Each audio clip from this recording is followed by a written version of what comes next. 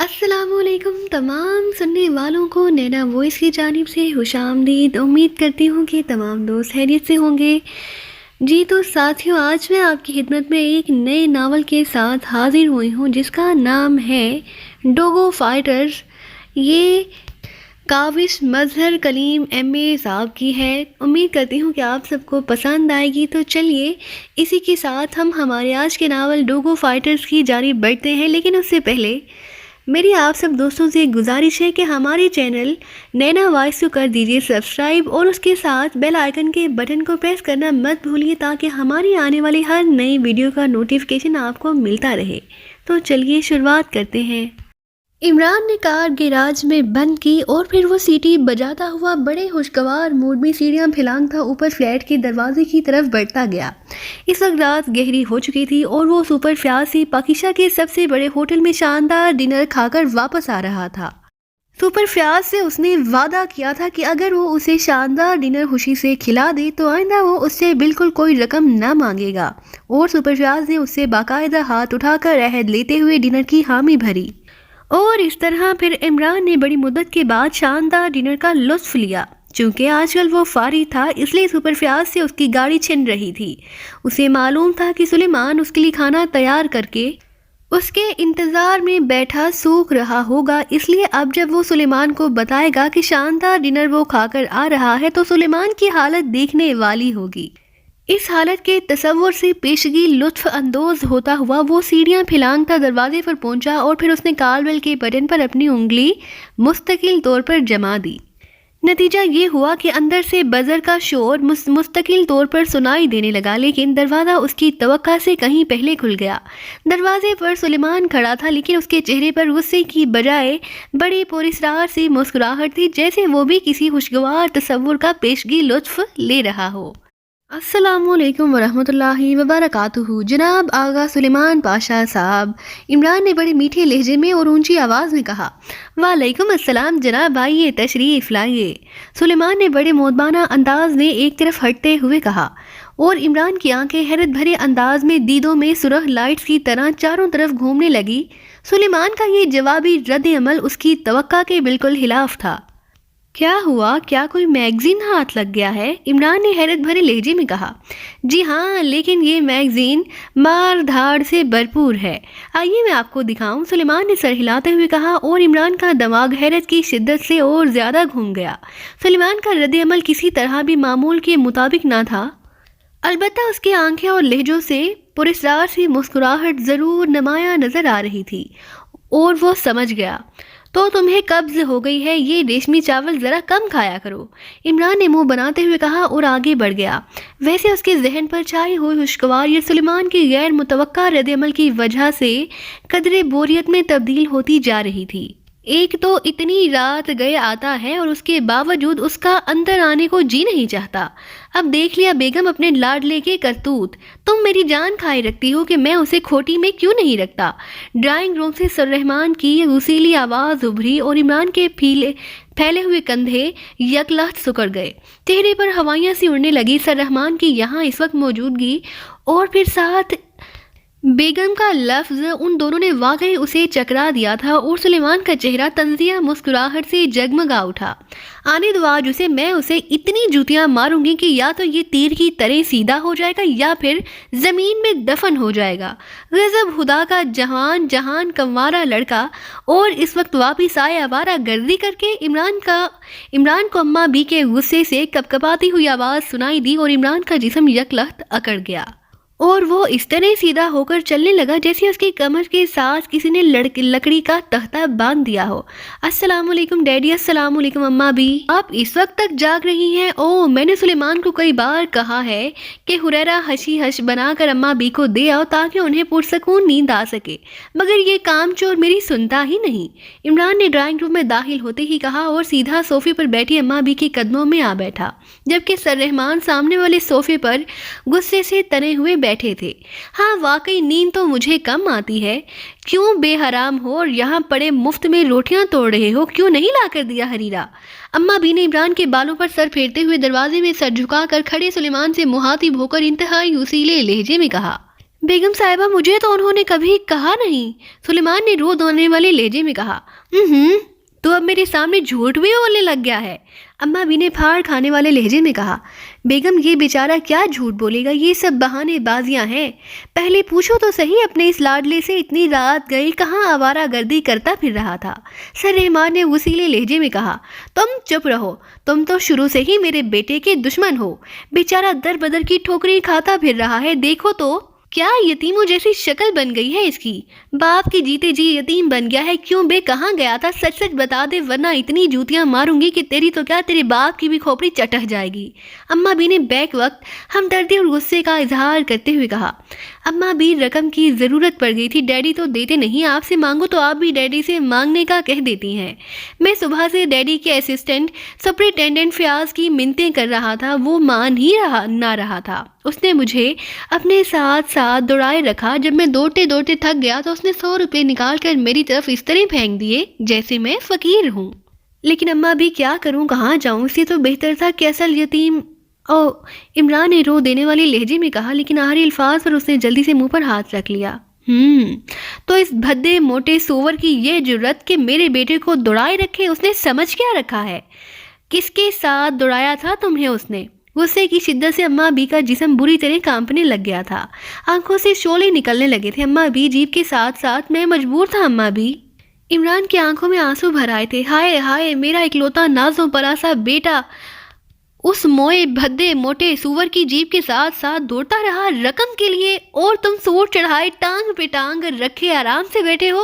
میں کہتی ہوں کیا کرو گے اس دولت کا، اس جاگیر کا؟ لعنت ہے تمہاری اس جاگیر پر اور تمہارے اس عہدے پر۔ میں بھی کہوں میرا بیٹا روز روز سوکھتا کیوں جا رہا ہے، دیکھو تو ہڈیاں نکل آئی ہیں دوڑ دوڑ کر، نکالو رقم اور دو اسے ابھی اور اسی وقت، ورنہ میں اپنی اور تمہاری جان ایک کر دوں گی۔ اماں بھی تو غصے سے بری طرح پھٹ پڑی۔ بیگم یہ تمہیں بیوقوف بنا رہا ہے، اس کے پاس تو کار ہے، یہ ہوا محوا بکواس کر رہا ہے، سر رحمان نے وسیلے لہجے میں کہا۔ وہ ڈبیا وہ کار ہے، تم اسے کار کہتے ہو؟ خود تو لمبی لمبی کاروں میں ٹانگیں پھیلا کر بیٹھتے ہو اور اس کی ڈبیا کو کار کہہ رہے ہو؟ تم رقم نکالو بس ابھی اور اسی وقت، میں کچھ نہیں جانتی۔ کیا قبر میں لے کے جاؤ گے دولت کو؟ غضب خدا کا بیٹا بیچارہ رقم کے لیے دوڑ دوڑ کر ہڈیوں کا ڈھانچہ ہوتا رہے اور تم دولت پر سانپ بن کر بیٹھے رہو۔ نکالو رقم ابھی اور اسی وقت، اماں بی نے انتہائی اصیلے لہجے میں کہا۔ بیگم تم بات تو سمجھتی نہیں، بس جہاں اس نے اداکاری کی تم اس کی باتوں میں آ گئی۔ سر رحمان بھلا اتنی آسانی سے رقم کہاں نکالنے والے تھے؟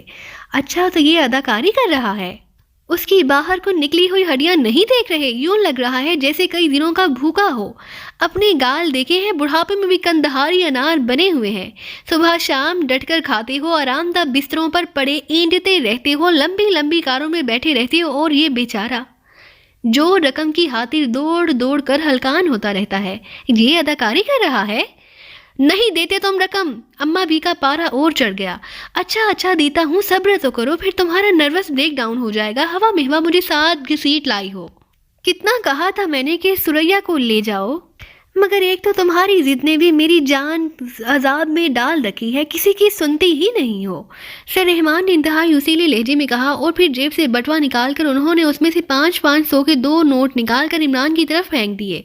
اماں بھی یہ رقم ہے، ایسا کریے یہ آپ رکھ لیں، ڈیڈی کے سر کا صدقہ اتار دیں، میرا کیا ہے، میں پھر دوڑنا شروع کر دوں گا۔ عمران نے جواب تک خاموش بیٹھا آنکھیں جھپکتا رہا، برا سا منہ بناتے ہوئے کہا، تو اور کیا، تمہیں 10-15 ہزار دے دوں، میرے پاس فالتو پیسے نہیں ہیں، سر رحمان نے انتہائی وسیلے لہجے میں کہا۔ اماں بھی آپ رہنے دے، بس دعا کرتی رہیں کہ اللہ میاں مجھے دوڑنے کی توفیق دیتا رہے، کسی نہ کسی طرح گزارا کر ہی لوں گا، آخر ایک جاگیردار کا بیٹا ہوں، کسی مفلس اور کلاش کا تو نہیں، 1000 میں تو جوتی کا ایک جوڑا بھی نہیں آتا، اور دوڑتے دوڑتے میری نہ جانے کتنی درجن جوتیاں پھٹ چکی ہیں، آہ میری قسمت۔ عمران نے ایک لمبی سانس لیتے ہوئے کہا۔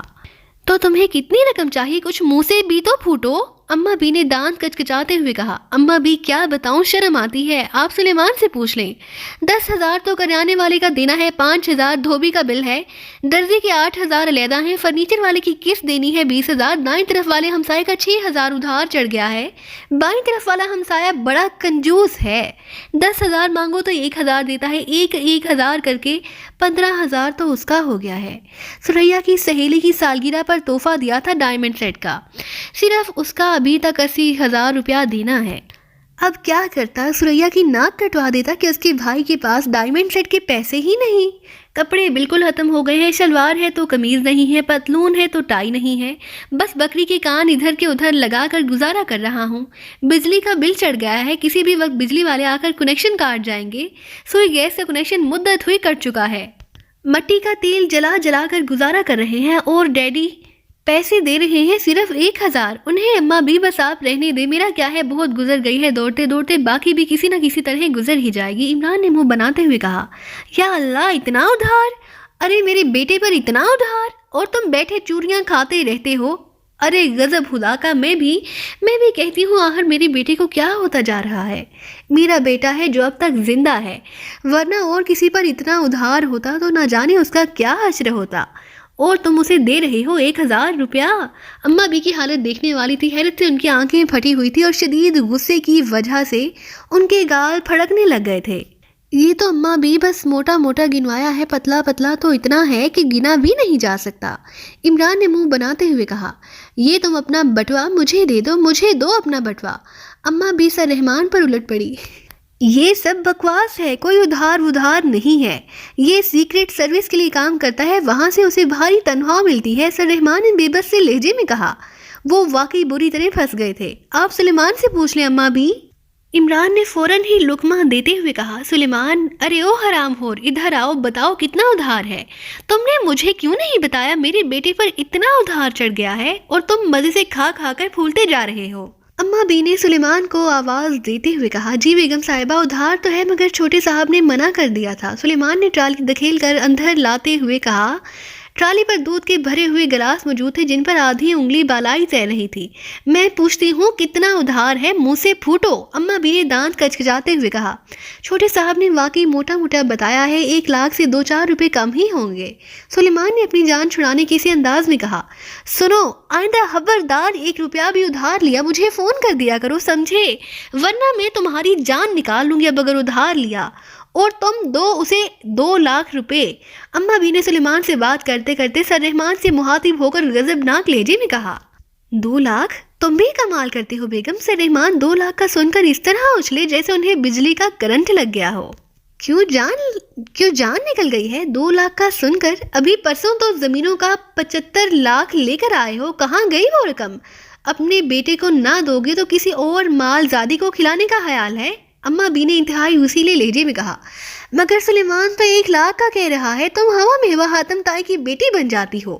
سر رحمان نے وسیلے لہجے میں کہا، خبردار، جو میرے باپ کا نام بھی لیا، وہ اگر زندہ ہوتے تو ان کا نواسا اس طرح ادھار کھاتا نہ پھرتا۔ ان کے نوکروں کی جیبیں نوٹوں سے بھری رہتی تھیں، 5-10 لاکھ تو وہ ریوڑی بیچنے والے کو دے دیا کرتے تھے، اور تمہارے اپنے بیٹے کو 2,00,000 دیتے جان نکل رہی ہے۔ تمہارا مطلب ہے وہ پہلا ادھار اتار کر پھر ادھار اٹھانا شروع کر دے؟ اماں بی نے فنکارتے ہوئے کہا، کس مصیبت میں جان ڈال دی ہے تم ماں بیٹے نے مل کر؟ سر رحمان نے تنک لہجے میں کہا، اور پھر انہوں نے جیب سے چیک بک نکال پر اس پر لکھا اور اپنے دستخط کیے اور چیک پھاڑ کر عمران کی طرف پھینک دیا۔ خبردار، جب تم نے میرے ساتھ رقم کی بات کی اس طرح اگر ہم نے خرچ شروع کر دیے تو پھر روئیں گے بیٹھے اپنی جان کو۔ اور سنو، تم جس کام کے لیے آئی تھی وہ بات کرو۔ سر رحمان کی حالت واقعی دیکھنے والی تھی۔ عمران نے جلدی سے چیک اٹھایا تو اس پر 1,50,000 روپیہ لکھا ہوا تھا۔ سر رحمان پھر بھی 50,000 کی ڈنڈی مار گئے تھے، لیکن عمران جانتا تھا کہ اب مزید بات کی تو ہو سکتا ہے اماں بھی اس پر ہی الٹ پڑے۔ سلیمان! عمران نے سلیمان کو آواز دی، جی صاحب۔ سلیمان اعلیٰ دن کی چراغ کے جن کی طرح فوراً ہی نمودار ہو گیا، یہ لو چیک، صبح بینک سے پیسے نکلوا کر سب ادھار والوں کی ناک پر مار دینا۔ بڑے آئے تھے روب جوانے والے، انہوں نے کیا سمجھ رکھا ہے مجھے، میں کوئی بھوکا ننگا ہوں؟ اماں بھی، یہ لیجیے دودھ کا گلاس۔ عمران نے سلیمان کو چیک دے کر بڑے خوشامدانہ لہجے میں گلاس اٹھا کر اماں بھی کی طرف بڑھاتے ہوئے کہا، تمہارا دماغ تو خراب نہیں ہو گیا؟ اب تمہیں بڑے چھوٹے کی تمیز بھی نہیں رہی، پہلے باپ کو دو۔ اماں بھی نے وسیلے لہجے میں کہا، وہ ان معاملات میں واقعی بڑی اصول پسند واقع ہوئی تھی۔ ارے ہاں سوری، میں بھول گیا تھا، یہ لیجیے ڈیڈی۔ عمران نے جلدی سے دودھ کا گلاس سر رحمان کی طرف بڑھاتے ہوئے کہا اور سر رحمان نے مسکراتے ہوئے دودھ کا گلاس اس کے ہاتھ سے لے لیا۔ بیگم کے اس حفظ مراتب نے ان کا سارا گلا شکوہ دور کر دیا تھا اور اب اس کے چہرے پر فہریہ مسکراہٹ رینگ رہی تھی۔ دیکھو عمران، پرسوں سریا کے سسرال اس کی عید دینے جانا ہے، تمہارا ساتھ جانا بے حد ضروری ہے۔ بھائی ساتھ جاتے ہیں بہنوں کی عید دینے، اس لیے پرسوں تم صبح سویرے کوٹھی پر آ جانا، اور ہاں ڈھنگ کے کپڑے پہن کر آنا، وہ موئی ڈانگری سی چڑھا کر نہ آ جانا۔ اماں بھی نے دودھ کا دوسرا گلاس ہاتھ میں لیتے ہوئے کہا۔ عید دینے کیا مطلب اماں بھی؟ عید بھی دی جاتی ہے؟ وہ تو چاند نظر آنے پر خود بخود ہو جاتی ہے۔ عمران نے حیرت سے آنکھیں جھپکاتے ہوئے کہا۔ ایک تو تم باغ کی طرح عقل سے کورے ہو، نہ جانے تم دونوں ان موٹے دفتروں میں بیٹھے کیا کرتے رہتے ہو، تمہیں کسی چیز کا پتہ ہی نہیں۔ لڑکی کی منگنی ہو جائے تو اس کے سسرال جا کر عید دینی پڑتی ہے، زیور، کپڑے اور دوسرا سامان، سمجھے؟ اماں بھی نے عمران کا کان پکڑ کر کھینچتے ہوئے کہا۔ تم نے ہوا مہوا میری جان عذاب میں ڈال دی تھی کہ عمران کے پاس جانا ہے، بہت ضروری کام ہے، یہ بات تم اسے فون پر نہ کر سکتی تھی؟ سر رحمان کو شاید علم ہی نہ تھا کہ بیگم انہیں کیوں ساتھ لے کر آئی ہیں، اس لیے بیگم کی بات سن کر انہیں غصہ تو آنا ہی تھا۔ بدشگونی کی باتیں مت کیا کرو، یہ موئے انگریزوں کے فون پر اب میں سریا کی عید کے بارے میں بات کرتی، کل کو تم کہو گے کہ بارات کے آنے کی کیا ضرورت ہے، فون پر ہی شادی ہو جائے، اماں بھی نے اصیلے لہجے میں کہا۔ تو سر رحمان ہونٹ بھینچ کر خاموش ہو گئے، جبکہ عمران بے اختیار مسکرا دیا۔ وہ ماں کی قدامت پسندی سے اچھی طرح واقف تھا، اس لیے اسے قطعی حیرت نہ ہوئی تھی۔ ٹھیک ہے اماں بھی، میں پرسوں صبح بنفسِ نفیس حاضر ہو جاؤں گا، عمران نے کہا۔ کیا کہہ رہے ہو؟ یہ مووا نفیس کہاں سے ٹپک پڑا؟ کون ہے یہ؟ اماں بھی نے چونک کر پوچھا۔ میرا مطلب ہے میں خود آ جاؤں گا، عمران نے بوکھلا کر کہا۔ تو اور کیا، تم پورے شہر کو ساتھ اکٹھا کر کے لاؤ گے؟ اماں بھی کا غصہ اور بڑھ گیا۔ ارے نہیں اماں بھی، شہر کو اکٹھا کرنے میں تو بڑی رقم خرچ آتی ہے، ٹھیک ہے میں اکیلا آ جاؤں گا، عمران نے جان چھڑانے والے انداز میں کہا۔ سنو، صبح صبح آ جانا، دیر نہ کرنا، ورنہ جانتے ہو یہاں سے جوتیاں مارتی ہوئی لے جاؤں گی تمہیں، اماں بھی نے اٹھ کر کھڑے ہوتے ہوئے کہا، اور سر رحمان کے لبوں پر مسکراہٹ رینگنے لگی۔ بالکل بالکل، میں ساری رات سوؤں گا ہی نہیں تاکہ صبح صبح پہنچ جاؤں، عمران نے بھی اٹھتے ہوئے کہا۔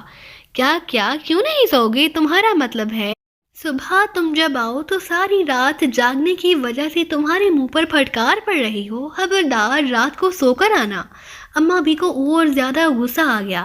اچھا خوب ڈٹ کر سوؤں گا، آپ فکر نہ کریں، عمران نے کہا۔ اب چل بھی پڑو بیگم، اتنی رات ہو گئی ہے، سر رحمان نے دروازے کی طرف بڑھتے ہوئے کہا۔ تو کیا ہوگا، جنگل میں تو نہیں بیٹھے ہو کہ تمہیں ڈر لگ رہا ہے، اماں بھی نے اصیلے لہجے میں کہا۔ اماں بھی آپ جائیں گی کس پر؟ کار تو باہر ہے نہیں، میں آپ کو چھوڑ آؤں گا کار پر، عمران نے کہا۔ کار باہر نہیں ہے تو کہاں گئی ہے عمران؟ اماں بھی نے حیرت بھرے لہجے میں کہا۔ آ گئی ہوگی، میں نے ڈرائیور کو ایک پیغام دینے کے لیے بھیجا تھا، ضروری پیغام تھا، تم آؤ تو صحیح، سر رحمان نے کہا۔ اور پھر جب عمران ان دونوں کے پیچھے چلتا ہوا فلیٹ سے نیچے اترا تو واقعی باہر سر رحمان کی ذاتی شارلیٹ موجود تھی۔ ڈرائیور نے جلدی سے آگے بڑھ کر کار کا عقبی دروازہ کھولا اور اماں بھی اور سر رحمان کو بٹھانے کے بعد اس سے مسکراتے ہوئے عمران کو سلام کیا اور پھر کار لے کر آگے بڑھ گیا اور عمران مسکراتا ہوا واپس سیڑھیاں چڑھنے لگا۔ سر سلطان اپنے دفتر میں بیٹھے ایک فائل کا مطالعے میں مصروف تھے کہ پاس پڑے ٹیلی فون کی مترنم سی گھنٹی بج اٹھی۔ یس، سر سلطان نے ریسیور اٹھاتے ہوئے کہا۔ سر، فارن منسٹر صاحب کا فون ہے، وہ آپ سے کوئی ضروری بات کرنا چاہتے ہیں، دوسری طرف سے پی اے کی مودبانہ آواز سنائی دی۔ فارن منسٹر صاحب؟ کیا وہ اقوام متحدہ سے واپس آ گئے ہیں؟ سر سلطان نے حیرت بھرے لہجے میں کہا۔ کیونکہ انہیں تو منسٹر صاحب کی واپسی کی اطلاع نہ تھی، فارن منسٹر صاحب گزشتہ ایک ہفتے سے اقوام متحدہ کے ایک اہم اجلاس میں شرکت کے لیے گئے تھے۔ نو سر، جنیوا سے کال ہے، پی اے نے جواب دیا۔ او اچھا، بات کراؤ، سر سلطان نے سر ہلاتے ہوئے کہا، اور چند لمحوں بعد ہلکی سی کھٹک کی آواز کے ساتھ ہی فارن منسٹر رشید فاروقی صاحب کی بھاری اور باوقار آواز سنائی دی۔ ہیلو سر سلطان، میں فاروقی بول رہا ہوں۔ فارن منسٹر کے لہجے میں ہلکا سا مودبانہ پن شامل تھا، کیونکہ سر سلطان بے حد سینئر آدمی تھے اور منسٹر تو ایک طرف صدر مملکت اور پرائم منسٹر تک ان کی بے حد عزت کرتے تھے۔ یس سر، فرمائیے، سر سلطان نے پروٹوکول کے مطابق مودبانہ لہجے میں جواب دیتے ہوئے کہا۔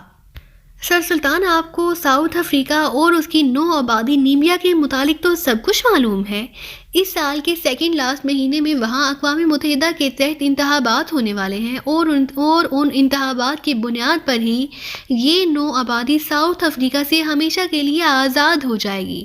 فارن منسٹر فاروقی صاحب نے کہا، جی مجھے معلوم ہے، سر سلطان اسپاٹ لہجے میں جواب دیتے ہوئے کہا، کیونکہ وہ وزارت خارجہ کے ہی سیکرٹری تھے، اس لیے ظاہر ہے انہیں ان سارے معاملات سے اچھی طرح آگاہی تھی۔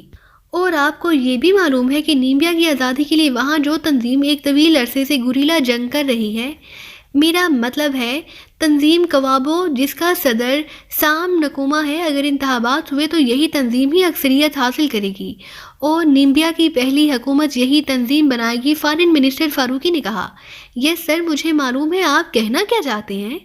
سر سلطان نے الجھے ہوئے لہجے میں کہا، کیونکہ فارن منسٹر صاحب یہ جاننے کے باوجود کہ سر سلطان ایسے معاملات سے ان سے زیادہ آگاہ رہتے ہیں، انہیں اس طرح سمجھا رہے تھے جیسے کسی نئے آدمی سے بات کی جا رہی ہو۔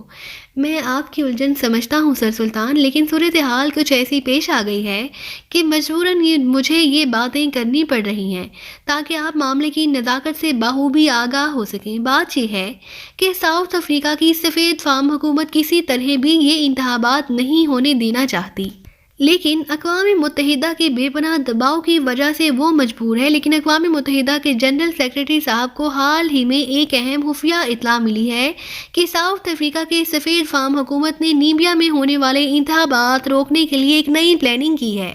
انہوں نے ایک خفیہ تنظیم بنائی ہے جس کا کوڈ نام انہوں نے نیمبیا کے ایک قدیم دیوتا کے نام پر ڈوگو فائٹرز رکھا ہے۔ ڈوگو نیمبیا کے قدیم مذہب میں زمین کا دیوتا سمجھا جاتا ہے جو دشمنوں سے زمین کی حفاظت کرتا تھا۔ اس طرح ڈوگو فائٹرز کا نام رکھ کر یہ ظاہر کیا گیا ہے کہ یہ تنظیم دراصل نیمبیا کے تحفظ کے لیے بنائی گئی ہے، لیکن اس تنظیم کے کرتا دھرتا ساؤتھ افریقہ کی سفید فام ہے اور انہوں نے یہ تنظیم اس لیے بنائی ہے تاکہ پورے نیمبیا میں قتل و غارت کا ایسا طوفان کھڑا کر دیا جائے جس سے انتخابات کو ناممکن بنا دیا جائے۔ اس کے ساتھ ہی یہ بھی معلوم ہوا ہے کہ اس تنظیم میں یہودی ایجنٹوں کو بھی بھرتی کیا گیا ہے، کیونکہ ساؤتھ افریقہ کی سفید فام اکثریت میں سے بڑا حصہ یہودیوں پر مشتمل ہے۔ اس تنظیم کے متعلق صرف ایک اطلاع ہی ملی ہے، ابھی اس تنظیم کو قائم کیا جا رہا ہے، لیکن جلد ہی اس نے کام شروع کر دینا ہے، اور اگر ایسا ہو گیا تو پھر نیمبیا کی آزادی واقعی خواب بن کر رہ جائے گی اور یہ آزادی پسند پوری دنیا کے لیے بہت بڑا المیہ ہوگا۔ یہاں تک بھی اطلاع ملی ہے کہ ڈوگو فائٹرز کا مین مشن یہ بھی ہوگا کہ نیمبیا کی آزادی پسند تنظیم کو کوابو کے صدر اور اس کے سرکردہ افراد کو بھی قتل کر دیا جائے تاکہ کوابو کی طاقت کا ہمیشہ کے لیے خاتمہ کر دیا جائے۔ فارن منسٹر فاروقی صاحب نے پوری تفصیل سے بات کرتے ہوئے کہا۔